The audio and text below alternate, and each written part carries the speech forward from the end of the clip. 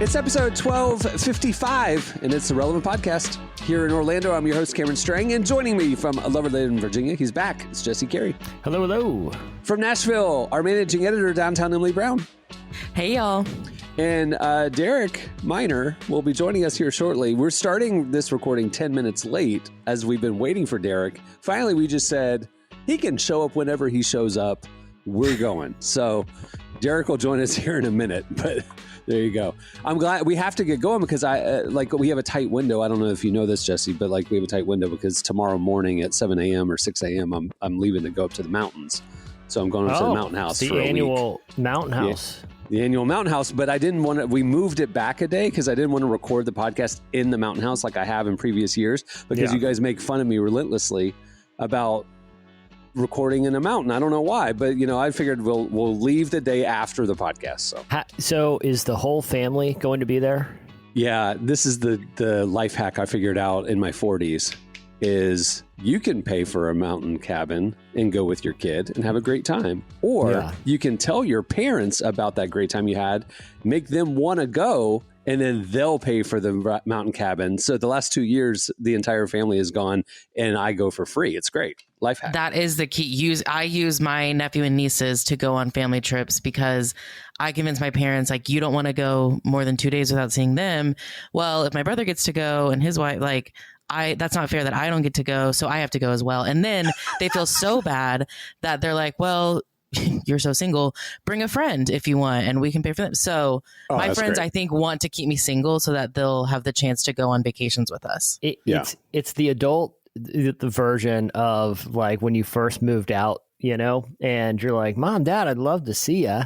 And they're like, oh, meet us at, yeah. And they do the laundry, you get a free meal out of it. It's the vacation hack. And so, no, I appreciate that. It's not bad. If you get along with your parents well enough, it's let me save the $3,000 on the cabin. You know what I'm saying? I've gotten to the point where I'm just direct with my parents where we'll be on the phone and my dad will say when are you coming home next? And I'll say, well, when are you buying me a plane ticket? And then we're just going to jump. I'm not going to try to trick you anything. I will show up if you give me money. I'm currently talking loosely about wanting to take Cohen on a cruise in the fall. So then they'll go, oh, that sounds great. Why don't we all go on a cruise? And you're trying to soft launch it. Oh, I'm soft launching them buying me a cruise. That's what I'm working on next. Well, the other great part is the more people in the cabin, the less scary it is because there's just something inherently scary about staying in a cabin, especially if it's one or two people, It's not scary. Whenever you pull up to a cabin that, I've stayed in some cabins in my day. I've stayed in a cabin recently. I've stayed in two cabins recently, both times by myself. Okay, real quick, let me rewind. I remember this anecdote where I was listening to Conan's podcast and Michael Keaton was on. And evidently Michael Keaton's a comic genius. He didn't really play it up, but Conan ran into him at his neighborhood. Michael Keaton was jogging and Conan's like, oh, I live right over there. And I pointed to my house and he goes, I've only met Michael Keaton a couple times in circumstances. And Michael Keaton looked at where I was pointing at my house, then looked at me and goes, oh yeah, I could get in there. And Conan said it was, and then Michael Keaton looked at him, just jogged away, which is a great Michael Keaton story. But when I pull up to a cabin, the first thing I think is if I was a bad guy, in a movie, some sort of weird or murder or in the woods, a bear or, Bigfoot or something. Could I get in there? And a lot of cabins, I'm like, I don't feel great about staying here tonight because I know the answer. Yeah, but if you're on a cabin that's on the side of the mountain, the high slope, the front door touches the dirt, but the rest of the house is out on stilts. So it's not likely that things are going to climb up all those, long stilts. So you just have to worry about your front door, like a hotel room. It's if fine. There's a will, there's a way. I don't know. I just, you're in the woods. It's Well, wait, I love that you think that the best way to avoid that is just to simply have more people. That if someone who's crazy enough to break into a cabin in the woods is going to see there's 4 people instead of 2. It's so like I'm being out. chased by a lion. You don't have to be faster than the lion. You just have to be faster than your friend. You know? That's right. Or Cameron's whole family in this situation. Hey, listen, they've had a good life. If we wake up and I look on the cabin balcony and there's some guy in a hockey mask out there, Okay. I know I got a 1 and, at that point, like 8 chance of being the victim. Yeah. Scattered. But if I'm alone, It's like, all right, well, this is You're the worst focal way point. This is the worst way to go right here. No, it's not scary cabins. Again, the upgrade that comes with the parental paying for it is there's a game room, there's a pool table, hot tubs. I mean, this is like a little like private resort. So yeah, the type like of a cabin. bigger target for crazies, though. I have to say, yeah, it's not that it's in a nicer area and so therefore more safer. You're saying because it's nicer, it would attract more riffraff. I actually weirdly. I think when it comes to horror movie scenarios, it's the inverse in cabins. I think the more ramshackle, because it's easier to break into, right? I don't know why they're attracted to it. To be honest with you, I don't know what the motives are. I can kick this door in versus the mansion. Probably has security, But I'm just saying is like to Emily's point, like the motives is there are things to potentially like burglarize, right? But if it's a remote cabin, it's like I'm taking a bearskin rug. That's pretty much what we got here, I just know I've been conditioned by the movies that rarely is a horror movie set in a nice resort cabin. Frequently, it's like I said, ramshackle. And this is why garbage in, garbage out. I've never seen a horror movie, so I don't have these concerns. You've got that in your head because you let in those dark things. Yeah, and now I can't stay in a cabin and have a good night's sleep, to be honest. I will say, I did watch... What's that noise? Yeah, the entire night. Yeah. Here's the thing. I don't love horror movies because I don't like being scared. But in high school, I did see the movie called Cabin in the Woods, which is appropriate for this situation. There we go. Probably one of the funniest movies I've ever seen. What was the condition of that cabin? It was like it was more shack-like than mansion, I will say. Thank you. You know what? The only horror movie I've ever seen is The Shack. Yeah. So, yeah. Sorry. And honestly, that's, from what I remember, which has been a long time, I know it has a positive message. Pretty scary. Visitors are showing up. The Shack? Uninvited. What are you talking about? The Shack? I've never read The Shack or seen The Shack. I just remember Oprah was really into it, right? Or was that something else? I feel like she was into it. That feels like something Oprah would be into. Yeah. Anyway. I'm just saying if I had to rank scariest places to spend a night, one is like my vacation spot. Thanks. Great. Well, I wouldn't say it's top 3 or 5 for sure is Cabin in the Woods. Top 3 or 5. I'm thinking number 1 is like an old like Victorian home. Creaky. It's been abandoned. It hasn't been renovated. During a thunderstorm or something. Someone died there in the 1800s. Yeah. I would say cave. I wouldn't want that for a lot of reasons. Sure. But why? Why? If you find a part of the cave where you can see there's no bats and there's no bears, like that's actually a nice shelter. Well, you can see from where. Like, have you gone all the way to inside the cave, like to the very end? Let's say you're in the cave. All right. Yeah. Right. And it's like, all right, don't worry. I have a good line of sight to the cave entrance, and a bear walks in. I was like, great, trapped in a cave because between me and the entrance is a bear. Now it's absolute worst. Cave might be number 1 because you're going too deep in the cave. That's the problem. You trapped yourself. You painted yourself into a corner. What I would do? Where are you sleeping in this during the daylight with your flashlight? Go into the cave.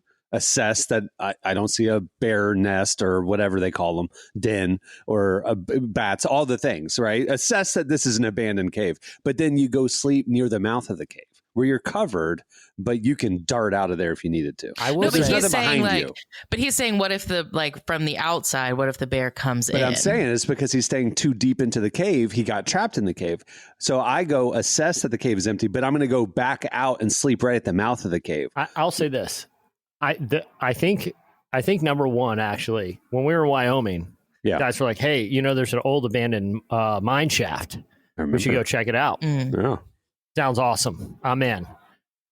Going to explore mine shaft. I got to the mouth of that mine shaft. Yeah. I'm just no way I'm setting 2 feet in there. Did you find like water bottles and stuff? Like people had been in that mine, like staying in the mine shaft. Yes. Like crazy people were probably in there while you were exploring it. There was remnants of like a fire in there with like old cans and stuff. Not doing, if I'm, again, there's, who knows how many murderers just hanging out in there, hanging out, just waiting. Because if you're a murderer and you're just traversing, you come across a mine shaft, that's where you're going to stay for a few days. I mean, that's a lair at that point. Yeah. You're looking for a lair, So I'm glad we. So cave, mine shaft, nice old house in the woods. Oh, old Victorian house, nice house in the woods with a pool table. Yeah, got it. Yeah, thanks. Yeah, great. I put those pretty high up there. All right. Well, we have a great show in store for you today. Maybe we can ask No Big Deal about this. No Big Deal joins us. He has a new EP that just came out. We talk about that. At the end of the show, we have One Has to Go. But stay tuned right now. Still no Derek, but we do have relevant buzz. Today's podcast is brought to you in part by Mercy Ships. Globally, 5 billion people lack access to surgical care. In sub-Saharan Africa, there's only one surgeon for every 200,000 people. Mercy Ships provides free, life-transforming surgeries for people who have little to no access to medical care. They help the blind see, straighten twisted limbs, remove deadly tumors, treat cleft conditions, and so much more. With state-of-the-art hospital ships, they provide safe surgery to children and adults living with treatable conditions, and it's completely free of charge. They do all this work with an all-volunteer crew of professionals who donate their time and talents. Surgeons, stewards, nurses, engineers, and more make the world a better place. Your donation today provides free, safe surgeries to people in desperate need of help. All gifts are matched, so please donate today at mercyships.org/relevant. Today's podcast is brought to you in part by Tim Tebow's book, Look Again. Have you ever wondered what would change if you truly believed you were infinitely valuable to God? In his New York Times bestselling book, Look Again, Tim Tebow reveals the powerful truth that when we learn to see the image of God in every person, including those we struggle to love, everything changes. Tebow shares incredible stories from his work with people the world often overlooks, and it will challenge you to stand up to the lies, rediscover the worth that everyone has, and impact the world for good. Find Look Again by Tim Tebow, available now wherever books are sold. Okay, it's time for Relevant Buzz. Tell us what's happening at the intersection of faith and culture this week, Emily. All right. Well, there's actually a lot of news happening at the intersection of faith and culture this week. So we've got a few items on the agenda. To kick things off, I want to talk about a major accomplishment for Brandon Lake and Jelly Roll. Their song Heartfelt Hallelujah has been blowing up all year long, and it has now officially gone platinum, meaning it has moved more than 1 million units. I wish you had said a major accomplishment for Brandon Lake and Jelly Roll. They made it through the night in an abandoned mine shaft. Survived. They had a day off from touring. Against they all stayed near odds. Gatlinburg, Tennessee, and made it. Yeah, we were not expecting them to come out, or at least not both of them. I think we all like Jelly Roll's chances. Two men go in. Well, one man and one Jelly Roll go in. Yeah. One comes out. Yeah, exactly. Yeah. No, they have a platinum album. Okay, Emily, tell us. That sounds like a big deal. Obviously, the biggest artists in the world have platinum plaques on their wall. So they have a platinum plaque on their wall. Is this rare for a Christian artist? Is this common? When was the last time? Is this because it happened so quickly? Because they've been on the charts for a long time now. Mm-hmm. Yeah, so it's been on the Billboard Hot 100 for 17 weeks now, and it's still 17 weeks. Mm-hmm. That's 4 months. 4 months, yes. So what's crazy about this is how quickly this Christian happened. Music, man, they play the same song for years. Are we going to have to hear Heartfelt Hallelujah for the next 15 years because they can't play Newsboys anymore? If I can only imagine is any, like indication, you're still, it's been like 15 years and you'll still hear it occasionally, like in the waiting room of like a dentist who happens to be a Christian. You know what I mean? Or Hobby Lobby every day, it's on their Yeah. top rotation still. Yeah. Yeah. What is crazy about this really is how quickly this happened. So to put this in perspective, one other worship song did reach platinum status this year. And that was Elevation Worship's Trust in God, which was first released back all the way in April 2023. It just received platinum status last month. So it took 2 years to reach platinum status. Jelly Roll and Brandon Lake did it in 4 months. And that is very, very quick for a Christian song to have that happen.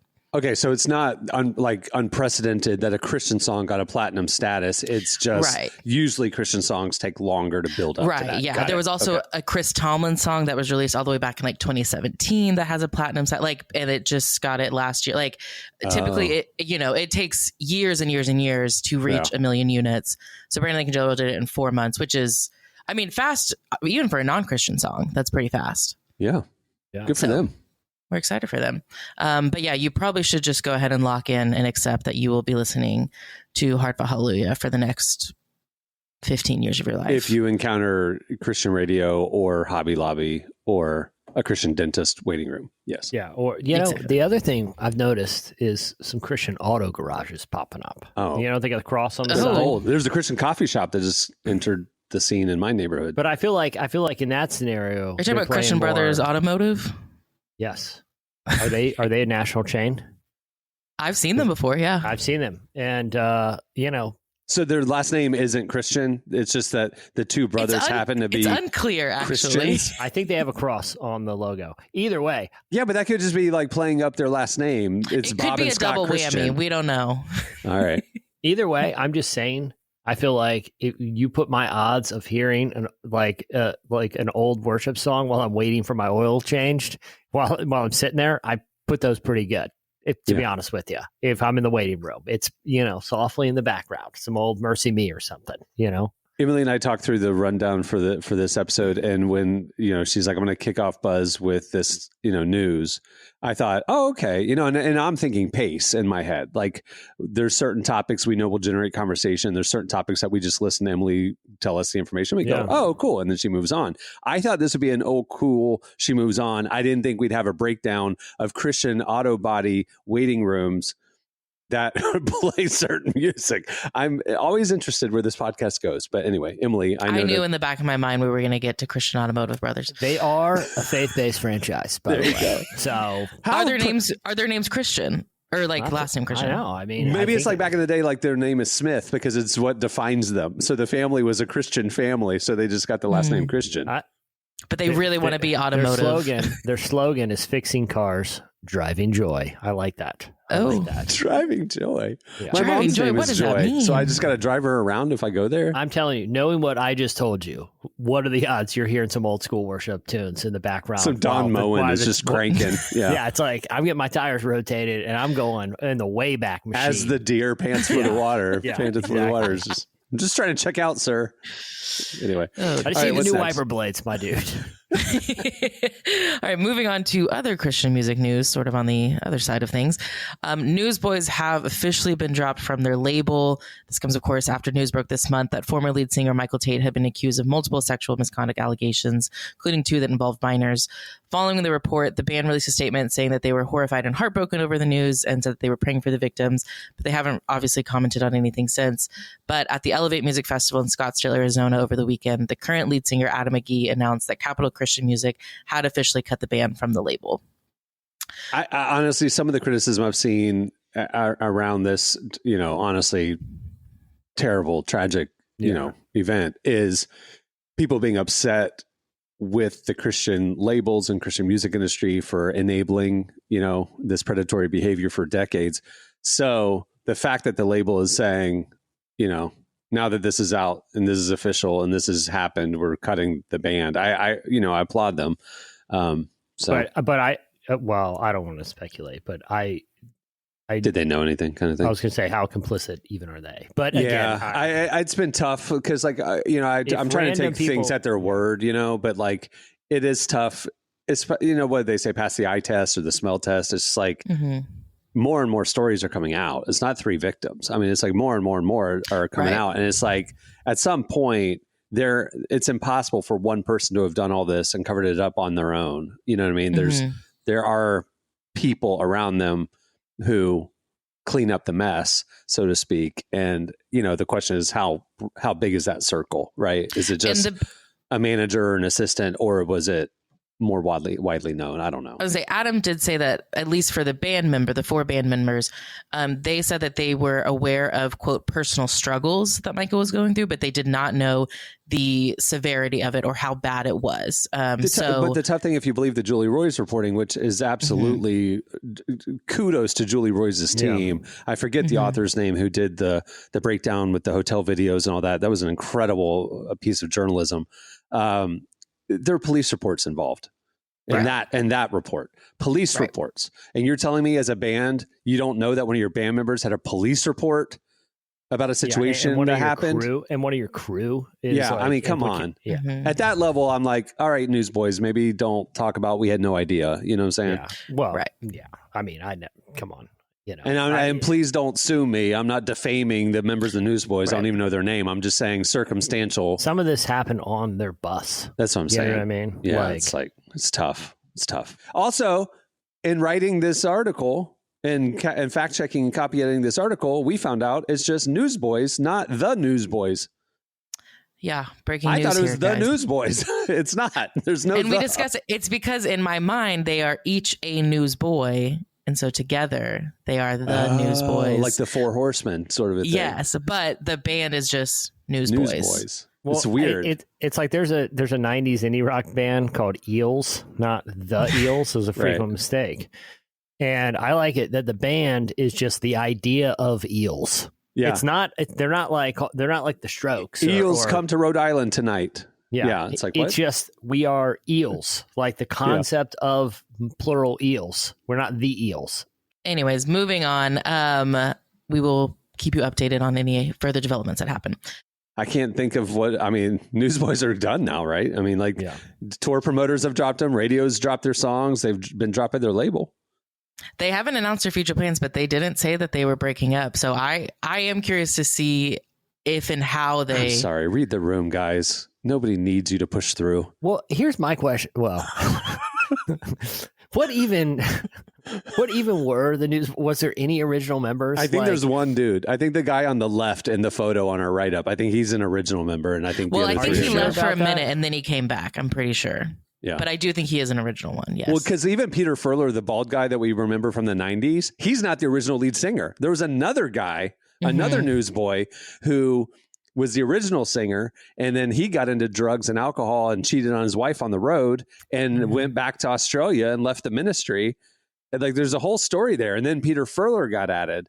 So then it's like, so they've had a rotation. It's kind of like those old 60s and 70s bands that just keep touring with new band members, and there's maybe one guy like still left. It goes back to the ship of Theseus thought experiment paradox, which is you have this ship like a Greek wooden sailing vessel, right? And as it's sailing, right, slowly pieces of wood are replaced on the ship.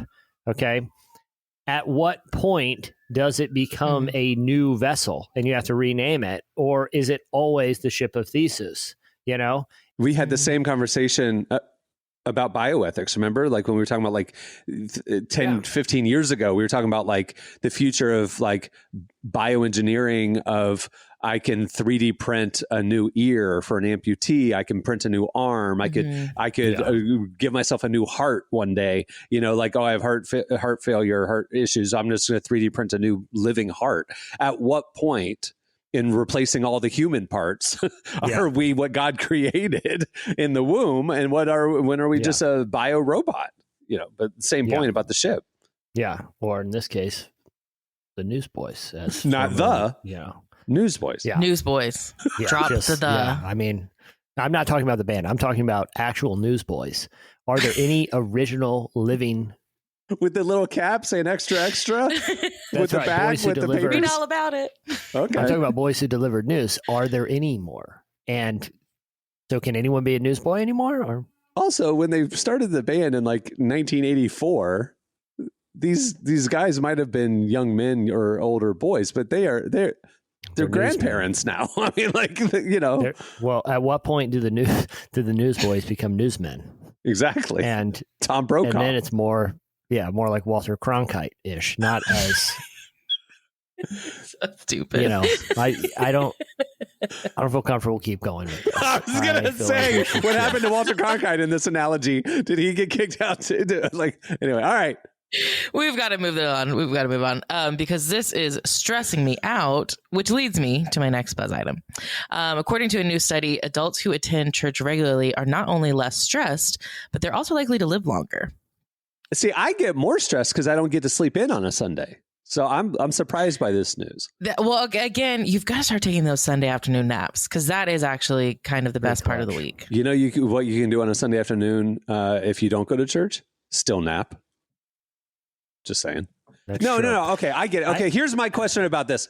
Is it correlative or Thank you. I knew that's where your brain went. That's where my brain went. Well, is it that good, healthy people who don't drink, don't smoke, like they have good values are the people who go to church, and those people have less destructive habits, and so they live longer and are less stressed? Or does the act of going to church make you less stressed? I think it's the former, not the latter.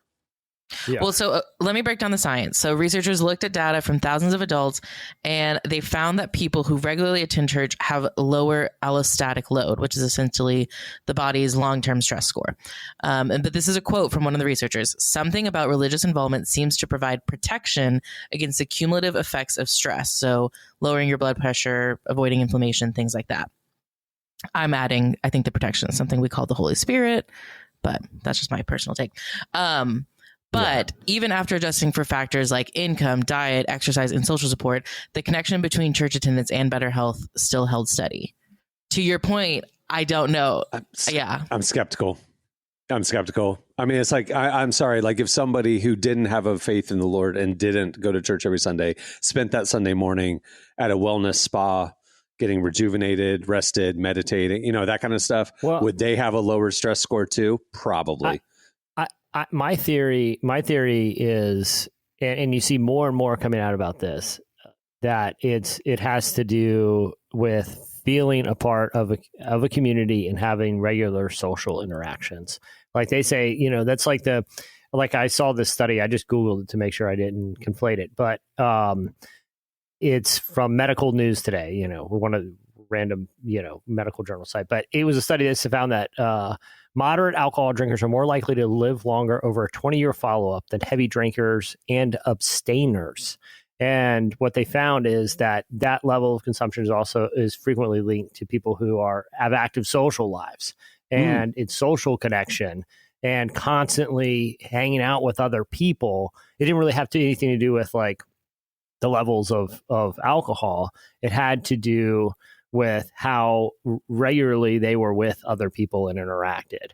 And if you look at, especially with like cognitive issues, and, we were meant to be in fellowship and relationship, and church, is a constant, because different people go through different times, they move or whatever, or kind of ups and downs when it comes to the frequency of social interactions. But if you have at least a weekly touch point, my theory is, yes, obviously there are spiritual benefits, and, they attract people with similar values that can be associated with a healthy lifestyle. But my theory is it's probably a regular social touch point and membership into a community that is a major factor there. I would agree with that, because that's a good point. I mean, because somebody could be a strong Christian and not plugged into a church, but they're a strong Christian. They're not jaded. They're not drifting. They're praying every day, reading the word every day. They're a strong Christian. They just aren't in a church. They would have the same belief about, what the Bible says about anxiety and not being stressed and things like that. But it's interesting that the person who shared those same beliefs, but actually goes to the church community, has actually less stress. That's interesting. And that would point to the community touch point aspect of it, not just the spiritual belief aspect of it. And that ties into another point the study made, which was, like I mentioned, you're also likely to live longer if you attend church. So over the study was they had a 14-year follow-up, and people who attended church more than once a week had a 55% lower risk of dying early than people who didn't go at all. Holy cow. And I think there's other studies that back up that a lot of people who tend to live longer, they have a strong community around them. Like it is essential for living, for life, is having people who want you to stick around too. Yeah, absolutely. Yeah. Anyways, all that to say, go to church, you'll live longer and be less stressed. So pastors, feel free to mention that this week. To use that on Sunday as a selling point. Yes. The church marquee should come. Yeah. You'll here's the benefits. You won't die. Yeah.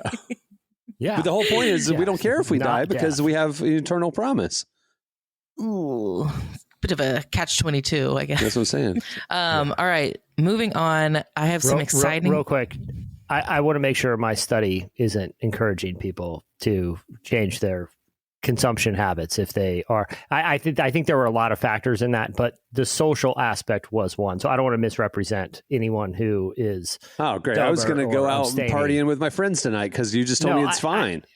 I think it was one of the factors when it came to why longevity is because it was linked. Oh, everybody. Look who's here. Please welcome artist, producer, mogul, Derek Miner. What's up, man? Oh, I didn't know I was going to be ambushed on here. Sorry. Oh, yeah. I had a studio session yesterday. I had to take my equipment down. Anybody that's ever had any music equipment knows if you unplug one cord, it's over. Like, it's over. You're pretty much rebuilding. Dude, once studio. we our studio when we had at the office, we had sound stages and stuff. Once we got it working, it's like you never download a software update. You never download it. You do not touch this thing. It is locked in time until you're ready to fully update everything. But I got you. Yeah. All right. Well, we're halfway through Buzz. We're glad you're able to join us. Yeah. We've also established that I'm going to the mountains tomorrow, staying in the cabin with my family. Jesse's established that that's one of the top 5 scariest places to spend a night. So we along with cave, old Victorian home in a thunderstorm, abandoned mine shaft like we encountered in Wyoming. And apparently a luxury cabin in the woods with a pool table, hot tub, and game room. Yeah. Any cabin. But wait, we said a shack-like cabin is worse than the mansion cabin. The more ramshackle. Out of all of them, Victorian home is the one for me. I'm gonna keep it real because I don't know and how a thunderstorm too. I don't know how people original live in like really really old houses and redo them. Like I could see something that was in like maybe the 70s, 80s we rebuilding, but those like, oh, this is from the 1800s. Like, no, that ain't it. Yeah, we ain't doing. I would say decrepit museum with creepy artifacts. I'd put in there. What's creepy artifacts like taxidermy? I would say like mummies and stuff. I'd say I wouldn't like that. I'm assuming y'all have never been in an antique shop, but that can get really scary. Especially because all those weird dolls, like everyone, they always have those weird dolls looking at you. How about this? I don't like it. How about this? Okay, where does old antique doll museum fall in? Like, so here's a scenario. Or like a B&B, like a bed and breakfast, and the old lady has she's super into dolls in every room. Yeah, well, there's a gateway to hell in some antique. They call it a portal. Doll house, there's a portal. Like 1 minute, it's over. Here's how I see it going down. Okay, this is where you got to rank it. Consider this in the rankings. Mm-hmm. Yeah. You're driving. It's late at night. Okay, your cell phone doesn't have service. Very remote area. Yeah, terrible. Unbelievable flat tire. Okay, and so you walk to the nearest light, and it happens to come from a building which is an antique doll museum. Okay, is it open at night though? No. You're knocking on the door, hoping because you're stuck out here. Yeah. And anyway, the proprietor comes, who lives upstairs. They in a house out back, or upstairs. Yeah, but it's one bedroom, and they say, you can stay here the night. There's a snowstorm coming. Okay, heavy blizzard. But you can't stay in my apartment because it's one bedroom. You have to stay in the doll store. You can stay. I would give you. Yeah, you have to stay in the. I would rank that up in top 5. I think the antique doll. Again, you watch too many horror movies like that. Snow blizzard, car breakdown. You went scenario. to a portal to hell. That's why it did. Of course, you could because one day you're in the dollhouse and the next minute you wake up and the dolls are in different locations than when you fell asleep. Yeah. Still not as high as cabin, but that scenario I'd consider to break in the top 5. All right. How about this one? Southeast Asian jungle jail. Oh, jungle jail. You don't want to be in jungle jail. And a prison break's going down. Okay. Oh, prison break. Because I was just saying, you're safe in your jail cell. It's uncomfortable. Well, but the inmates have taken over, and you have to decide whether you're participating in the jailbreak or not. I don't want to be in any jail where the inmates have taken over. Yeah. Yeah, this is something to think about. That's all. Go ahead, Emily. All right, moving on to our very last buzz item. Derek, I'm glad you're here for this because I am curious to hear your thoughts and feelings on this. First off, are y'all video gamers at all? Like, have y'all ever been a video gamer guys? I think they're just called gamers, but I'm not. Derek, you Obviously, play. I'm not one of those. Video gamer is crazy. It's like a very mom term. I am a video. I am a video gamer. Okay. Along with my Well, two I guess sons, because we I play video games, but I play game like board together. games. Not that I call myself a gamer. Anyways, Yeah. I've embarrassed myself enough We on this. video game on occasion. My son is very much into gaming. Yes. He's a Yes. video gamer as well. Okay, so you know that for the last like 10 years, people have been waiting for Grand Theft Auto 6 to drop, right? I've Okay. never played Grand Theft Mhm. Auto. I have morals, but yes, I've heard about it. You don't have to. You don't have to do the bad stuff in the game. You could just. I know, do but the fact that missions. it's there. It's like life. Anyway, Emily, You could Grand Theft Auto. Grand What? Theft Auto. Okay. Grand Theft Auto. So GTA 6 is supposed to drop next May 2026. It was supposed to drop sometime within the last 10 years because GTA 5 dropped all the way back in 2013 and fans have been Supposedly. waiting literally over a decade for it. But Crazy. it keeps getting pushed back, delayed for lots of different reasons.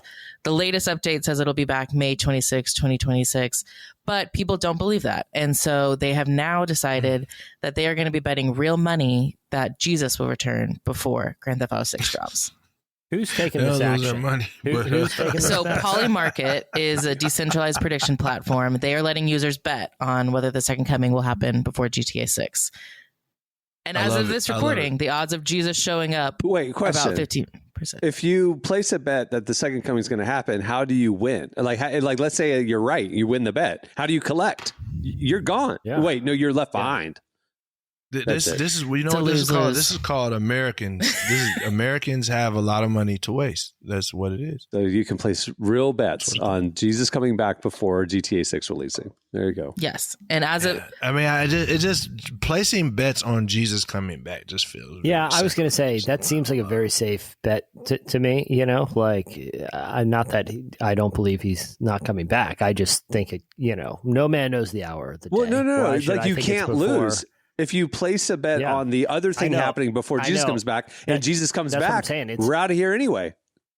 I'm taking the opposite side of that one. Yes, Every time. But Yeah. but I'm just saying I don't feel comfortable betting on that. I honestly feel. I mean, obviously his ways are not our ways, thoughts are not our thoughts. But I just know if I was Yeah. Jesus and they were betting on my return on a video game, I'm going to make every one of them lose. I would literally come the day after. The day after. Like literally, the game would drop, and then I'm coming the day after. That's me. But well, okay. I'm not. Not saying I'm Jesus. Is it or funnier if he anything. comes a day before or a day after? Day after? Day after is the best. Day after is the best because there's all this pain, and then I get to come back and just wag my finger. Shouldn't and have just been say, betting on See. Should have been betting on this. I remember they bet on my clothes. Yeah. It's just like Yeah. you're betting on my return. Like This is the I'm modern coming equivalent back. of betting on Jesus' clothes, actually. That's crazy. For real, like I'm literally coming back. Like, hey guys, All right. That'll do it for Relevant Buzz. Make sure to check out relevantmagazine.com every weekday where we are covering the intersection of faith and culture. More stories like that. Thanks, Emily.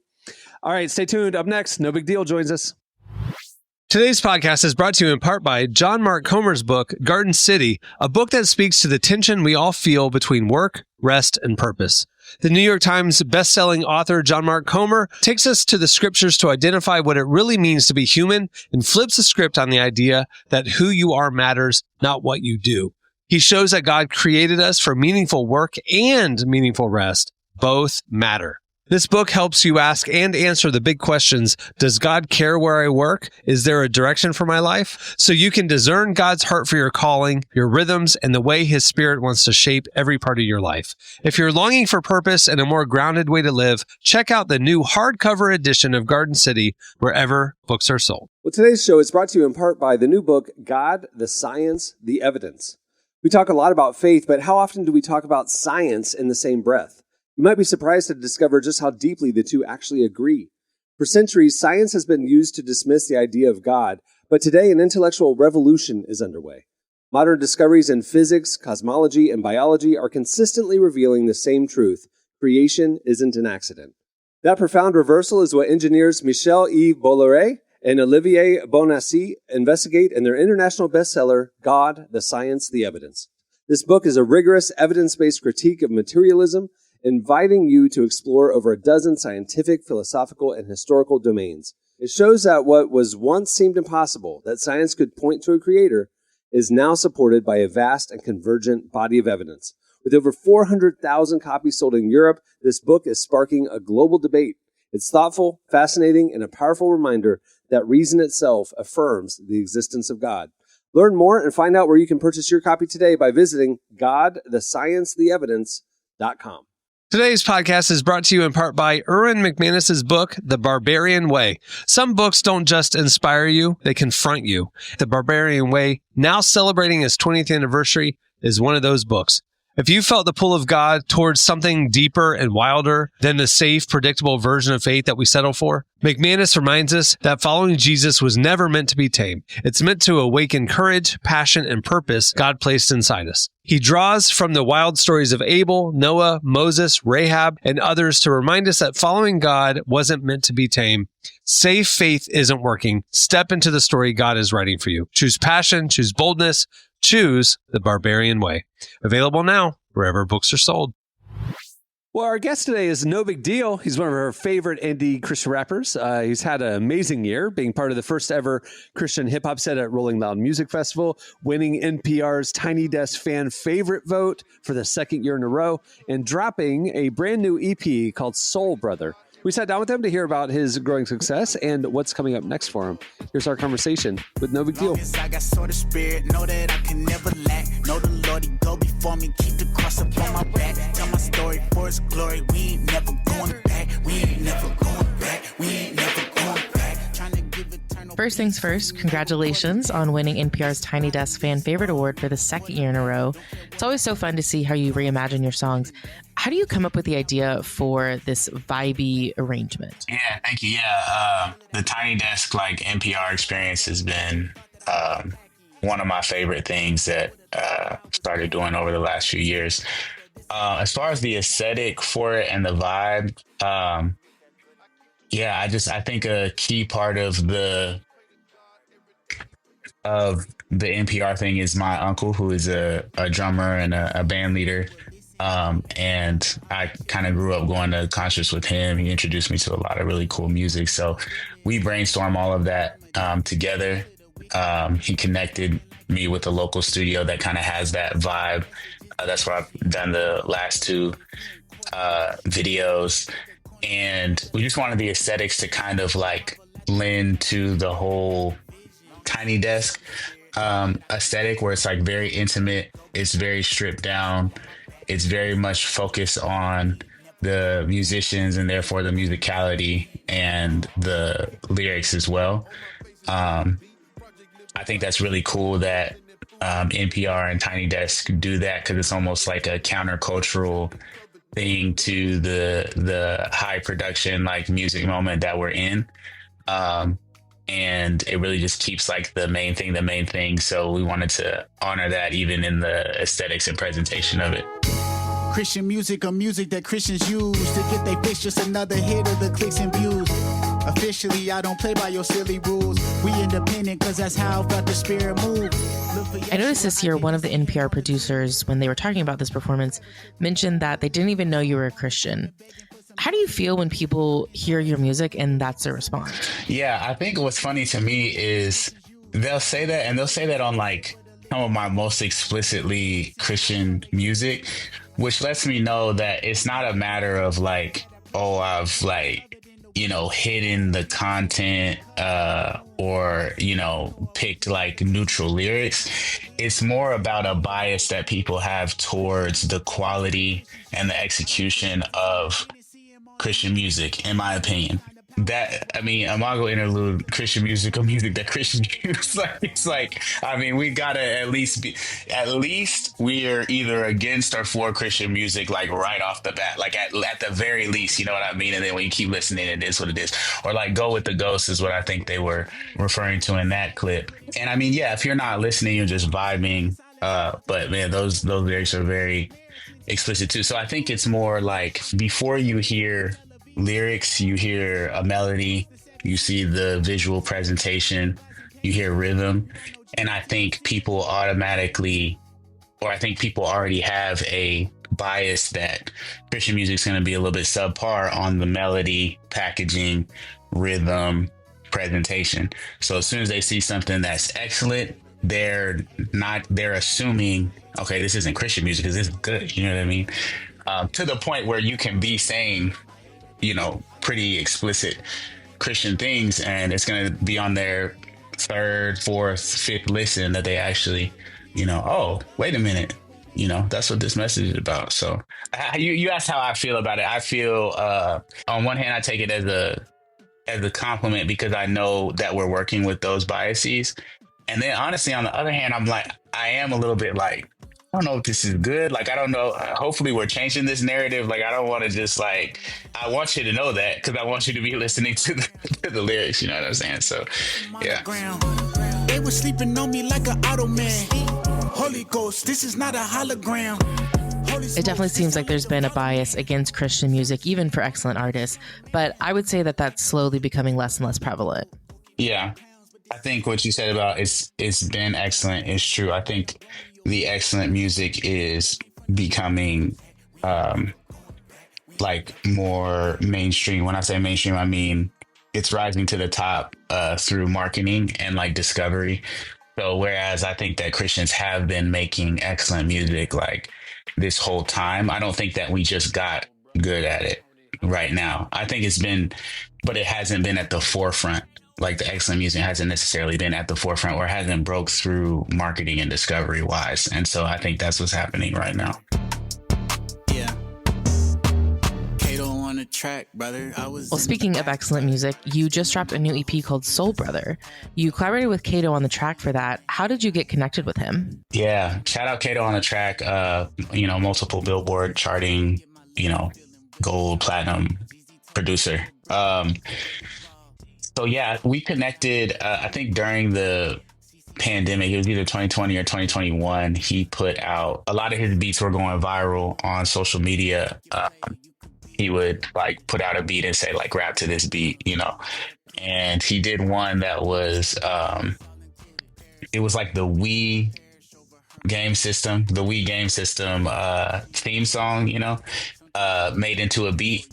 And so I rapped over that, and that one kind of went viral, and that's when he followed me off of that, and so we just kind of lightly kept in touch over the years on Instagram, and then I put out a tweet, and then I screenshotted and put it on Instagram that I wanted to make a project. I want to make a project in 7 days with one producer.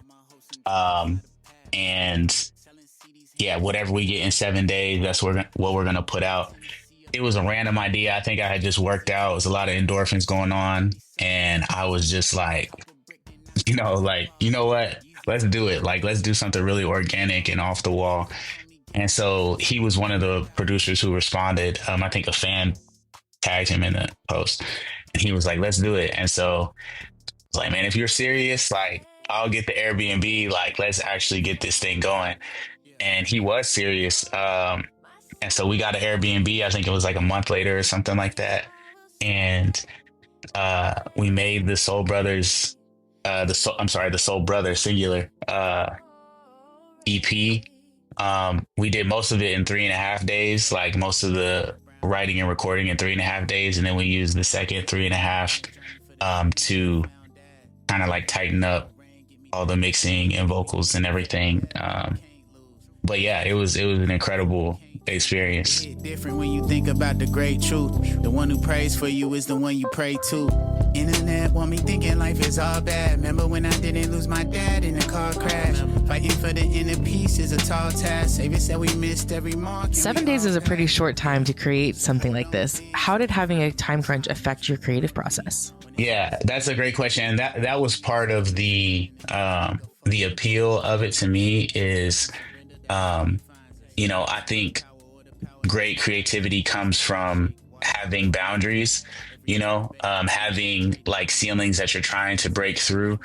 So, a lot of times we'll see artists, their most loved albums or their most, ambitious albums or their first album, and then sometimes if they blow up off their first album, then there's the quote unquote sophomore slump where people are I don't know if I like the second album.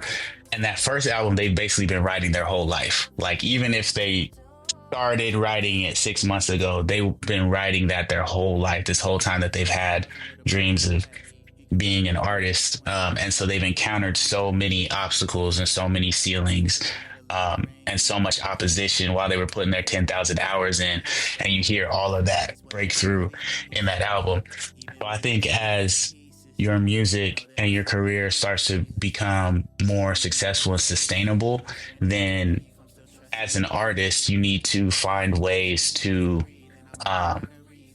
operate within creative boundaries, because that's where you're going to really be innovative, you know? So I think that limiting the time was a way that we could do that, meaning that like the concepts, the lyrics, the melodies, the rhythms that I chose in those 7 days would be different than if I knew I had 6 months to work on an album, you know?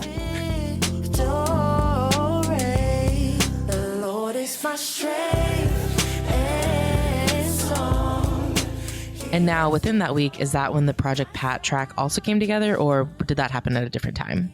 Yeah, so this is actually a cool story. So in that 7 days, Kato had worked with Project Pat before on another opportunity. They were making a song for some type of sync opportunity. I'm not sure if it was like a commercial but it didn't get picked up.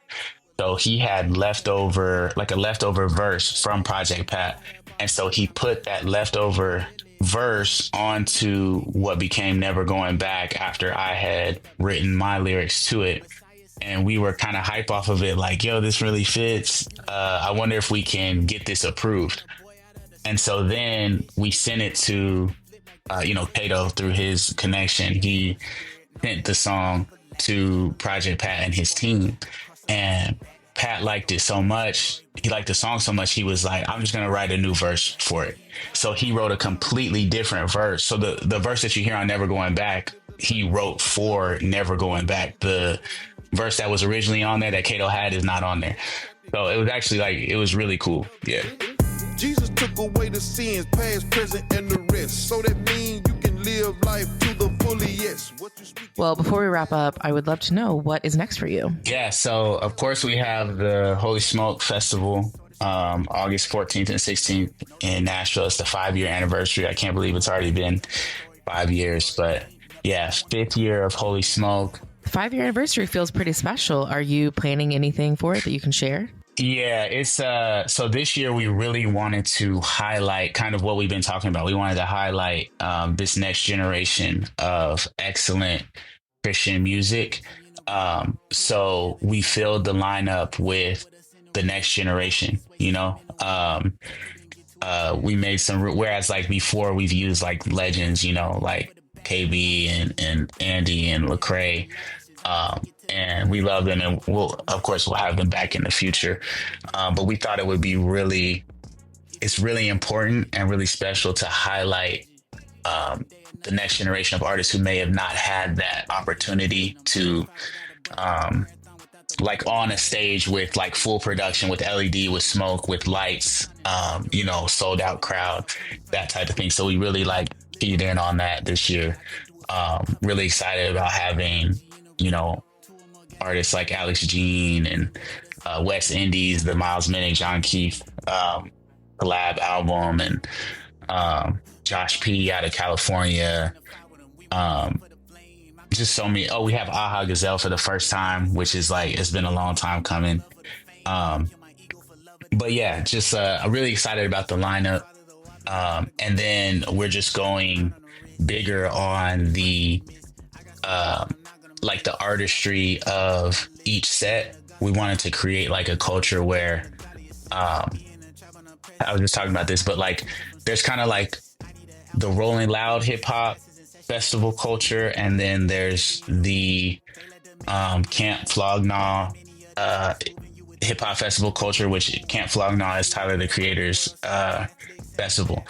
But at Rolling Loud, it's just we get the biggest artists and they play their music. They may rap, they might just let the song play all the vocals are in, like you're not necessarily hearing them perform, and it's just pyro and fireworks, you know, it's just big.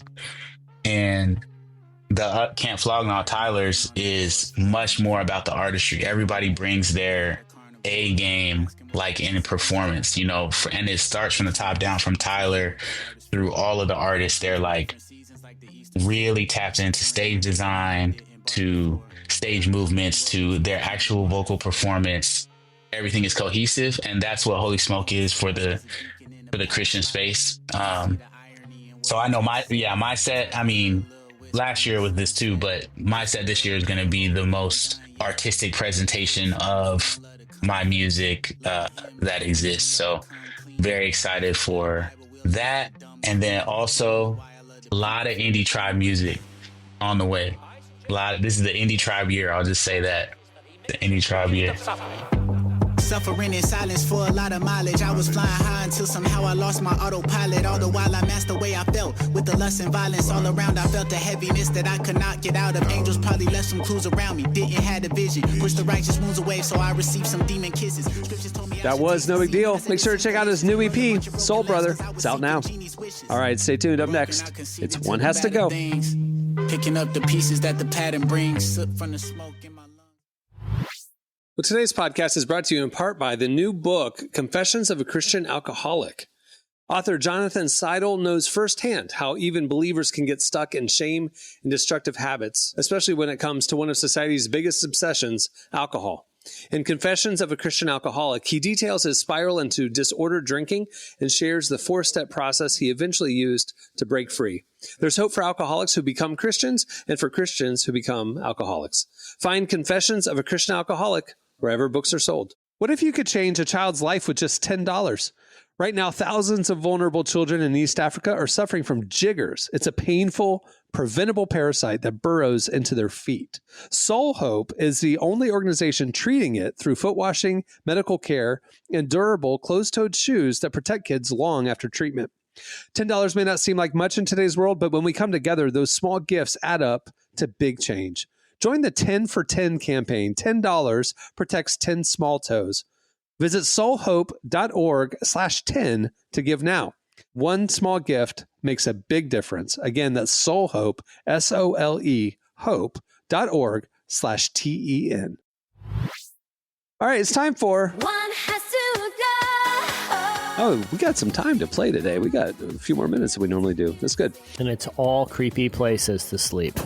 One has to go. What has to go? All creepy places. Actually, we could do that. A morgue. Cemetery. Like a big city morgue. Abandoned Egyptian artifact display. Yeah, all right, one has to go. Wait. Are you in the morgue? Are you having to sleep in one of those, like the slots, or are you just out in the open room? You can sleep wherever you want. Okay. Got it. But I'm good. It's let's just say it's been very busy at the morgue, so we should know that. All right, here we go. Jesse, you're up first. Here we go. Guac, queso, salsa, or sour cream? One has to go. Easily sour cream. What? Sour cream. I never eat sour cream. I find it's just a bad combo of words, to be honest. Sour cream. Like, if you were just to hear that and avoid, like, no one's eating it. And here's my other beef with sour cream. It diminishes the flavors of every. It's the temperature. I don't like hot and cold. Give me everything hot. But also, like, it diminishes. Well, you don't like it all of because the it's a hot dish that has a cold sour cream dollop on it? But even the sour cream dollop is meant to mellow out all the delicious spices. So sour cream. It's like ranch. Yeah. It's like ranch. Once you throw ranch on something, it's ranch now. It doesn't matter what it is. I do find it interesting that you don't like the name of it. Sour and cream, like, don't sound appetizing. That's part of why you don't like it. See, that's why in my life I've never had cheesecake, because nothing about that name sounds appealing to me. I don't want cheese flavored cake. My wife's the same way. She didn't eat cheesecake till like 5 years. I've still never had it. That's insane. Here's the thing. Yeah, here's the thing. Sour cream is like sour cream is to food as bananas are to smoothies. And what I mean by that is like, no matter what smoothie you get, if you got banana in it, you got a banana smoothie. Like it totally takes over the taste, you know? Interesting. Yeah. Okay. All right, Derek, we're going desserty with you. Ice cream, donuts, brownies, or cheesecake? One has to go. Get them brownies out of here. No, chocolate guy. Yeah. It's too much chocolate. Because usually it's like chocolate, and then, you know, some people will put like chocolate chips in it, and it's just like, bro, give me something. Like I could do a brownie with ice cream. I could do a brownie with a whipped cream or something, but just a brownie by itself is just, it's like eating a chocolate bar that's smashed together, like 50 chocolate bars smashed together inside of a cake. I'm good. Yeah, but what if like you had ice cream or you had like milk with it? That's cool, but then now it's brownies and milk. If you're just saying just a brownie, Yeah, that's you know true. what I'm saying? Like you have to have it with something, and therefore it's Yeah. not adequate. Yeah. Like It's not cookies that- yeah. stand alone, or donuts stand alone. It's like an Oreo without the cream in the middle. It's just like, the two I'm good. wafers. Yeah, I'm straight. I got you. All right, Emily, we're going to stick with the food round. Here we go. Emily, for you, elite summer snacks, watermelon slices, bomb pops, chips and guac, or ice cream cones. Summer snacks. One has to go. This is going to be really controversial, and I hate having to admit this about me. I don't like ice cream, so I am going to get rid of ice cream cones. On a hot summer day, you don't want to cool down? I know everyone is always like insane to me. There was a time where I don't think I ate ice cream for like 3 years, and I'll have it maybe once Are a you year. lactose intolerant? Nope. I don't like how cold it is. Oh wow. That's it. Oh, What about a milkshake? I like milkshakes. popsicles all off the table. I like popsicle. Gotcha. There are other cold items that I like. Ice cream, too cold for me. I hear you. So, I can rock and with I that. can't wait for it to like warm up because then it's soup. So, But I don't want no chips and guac in 90 degrees. Nice refrigerated fresh guac? No way. That's refreshing. Poolside? yeah, I gotta have chips and guac. Anyway. All right, next round. Jesse, Veggie Tales, Adventures in Odyssey, Salty, or Bible Man? One has to go. Oh, Veggie Tales for sure. I never. Maybe it was. I just feel like, you know, I was never. I think it was before my time or after my time or whatever. I don't feel like it holds a candle to any of those others. I feel like the other ones are iconic, and you know, they're talking vegetables. You could replace you could replace the vegetables with any little animated thing, and they'd still work. They got to go. All right. You just wrecked a whole bunch of people's childhood. Right? I don't care. Derek, Come at me. horror movies, rom-coms, documentaries, or action flicks? One has to go. You get the rom-coms and the horror films out here. You get both of them out here. I don't need either one of them. But don't you like Get Out or like Sinners? Wouldn't that be a horror movie because it was zombies and stuff? Yeah, but I went to see Sinners kind of for the culture. If it was just, you know, people probably gonna judge me for this, but if it was just another bunch of white vampires in Eastern Europe, I probably wouldn't finna go see it. But you know, it's vampires in Mississippi. That's a different type of take, and that's relatable to me. But you know, like Saw and Freddy and all that, I'm good on any of that. You know. All right, Emily. Okay, so normally this game is here's 4 things that are all good, and you're gonna not like one of them. I'm gonna tell you 4 terrible things, and you have to pick the worst. Here we go. Creepy places to go: an abandoned asylum, a haunted hotel, foggy graveyard at night, or a forest with no cell signal at night. Jesus. One has to go. Jesse's like, I've stated all of them. Yeah. Abandoned asylum, haunted hotel, foggy graveyard at night, sweet and helpless. She don't even know how to Forest. change her tire. You got her. forest with no cell signal. Okay, Derek. Let's not put that narrative out there. But It's not an incorrect narrative, but we don't have to put it out there. That's how they get you. They prey on the people who can't change their tire. You know. While they all sound like my worst nightmare, something about a haunted hotel just feels extra bad. So I'm probably gonna get rid of that one. And I guess I'll be living in an abandoned asylum in the forest with no cell. I've heard that there's a haunted hotel in downtown Oklahoma City, and it was when the team moved there, there was no nice hotels yet because it's like a tiny market. It's like, number 55 in the country. So they didn't have a lot of hotels downtown. So they had this old classic hotel, and that's where the NBA team stayed because it was the only nice hotel in Oklahoma City, and it was haunted. And there are so many stories of NBA teams in the last 15 years seeing ghosts and being freaked out and all this kind of stuff. And now there's a nice new hotel that they don't have to stay there anymore. But we Airbnb in it. All right, I got 4 more in that category. I don't know who wants them. Who wants Derek? it? Derek, this is you. Okay. Oh, wow. All right. 1, a remote Eastern European village hostel. Okay. okay. You know what's happening there. God, A Soviet-era submarine at the bottom of the sea. Okay? Very claustrophobic.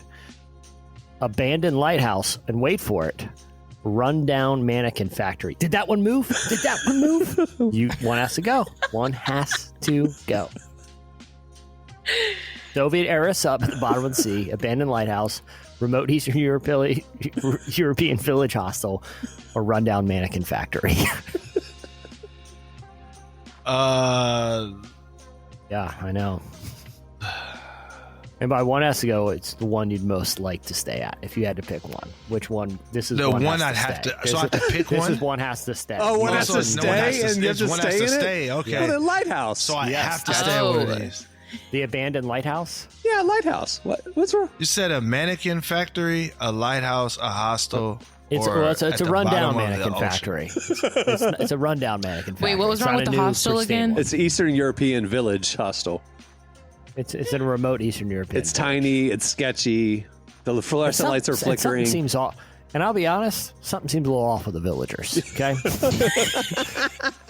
They all were kind of giving you a little weird look when you Like, what when are you doing backpacked here? into town. Yeah. See, okay, I would have Yeah. gone with that one, but if there's weird villagers, then yeah, I'm gonna have to be on that. Yeah. too. Yeah, And it's I like a think the solstice lighthouse, or something I think weird. the lighthouse for me, I think the lighthouse. I think Lighthouse I'm would be gonna do the lovely. lighthouse. Good scenery. I think Picturesque. the lighthouse. People go insane in lighthouses. But you're only there for one night. Oh, I'm only there for a night.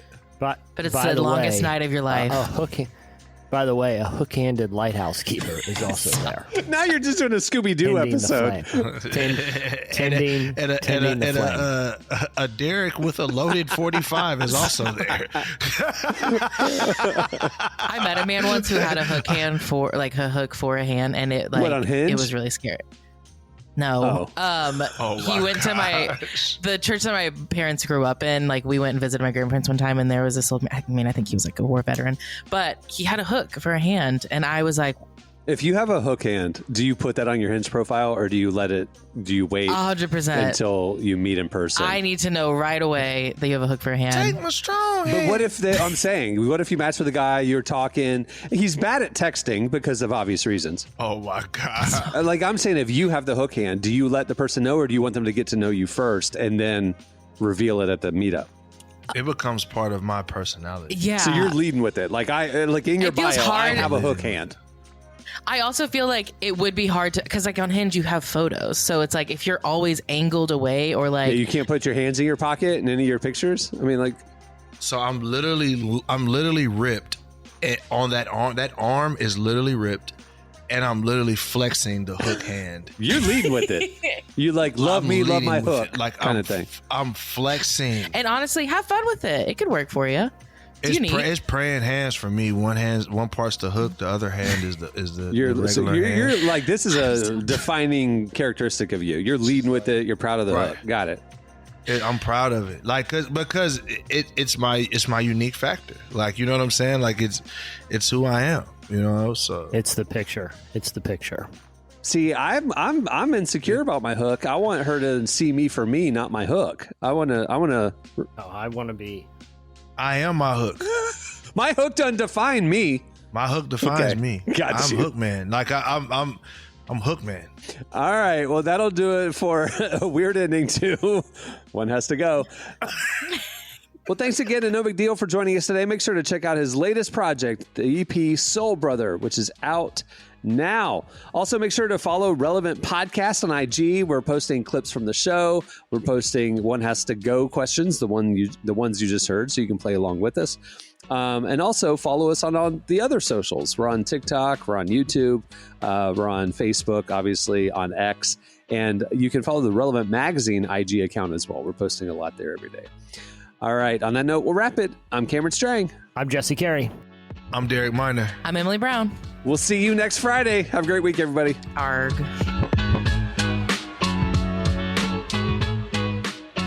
Thanks for listening to the Relevant Podcast. Make sure to check out our coverage at the intersection of faith, life, and culture every day at relevantmagazine.com. And while you're there, don't miss our latest digital issue. Issue 116 features Nate Bargatze, Connor Price, and a lot more. And don't forget Relevant Plus. It's the best way to experience our content, including ad-free reading, an ad-free version of this podcast, and more. You can get all the info and sign up at relevantmagazine.com.